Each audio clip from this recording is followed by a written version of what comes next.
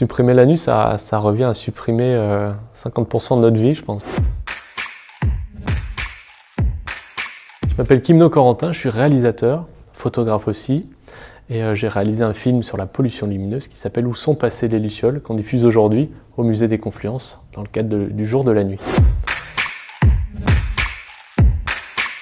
J'ai grandi dans un village qui s'appelle Dabo, qui est situé à 1 heure de Strasbourg, dans les Vosges centrales. Donc c'est en montagne, c'est éloigné de la pollution lumineuse, et les ciels étoilés avec lesquels j'ai grandi, ils sont fantastiques. Donc c'est tout naturellement, avec ça au fond de moi, ça m'a accompagné toute ma jeunesse, mon enfance. C'est normal aujourd'hui qu'avec ce merveilleux au fond de moi, j'ai envie de le partager aujourd'hui. Je pense que l'adulte que je suis n'a pas peur de la nuit, non. J'ai plutôt peur du vide. L'enfant que j'ai été a pu avoir peur de la nuit, mais peut-être qu'il a appris à y voir autre chose que du vide, à y voir de la vie, de la lumière, etc. Et l'adulte que je suis aujourd'hui n'a plus peur de l'obscurité, mais plutôt de l'obscurantisme. Protéger la nuit, c'est pas juste une histoire de voir les étoiles ou pas, ou de faire plaisir à des astronomes qui regardent les étoiles. C'est évidemment protéger tous les êtres vivants qui peuplent la nuit.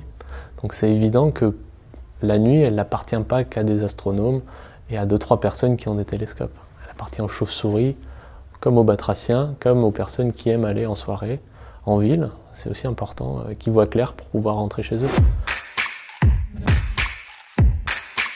Supprimer la nuit, ça revient à supprimer 50% de notre vie, je pense. Que notre corps à nous a besoin de la nuit pour se reposer. On ne peut pas rester éveillé trop longtemps non plus, on a besoin de se reposer. Il y a plein d'êtres vivants qui vivent la nuit. Supprimer la nuit, ça revient à les supprimer aussi. Supprimer la nuit, c'est supprimer tous les contes et légendes qui habitent la nuit. C'est pas une bonne chose pour l'imaginaire de l'être humain non plus.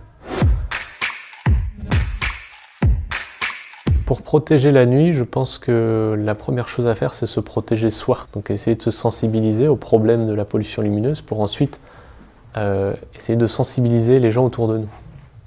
Essayer de faire du lobbying citoyen, par exemple, en allant voir ces communes, en leur expliquant, partir du principe que tout le monde n'est pas idiot, mais que les gens ne savent peut-être pas.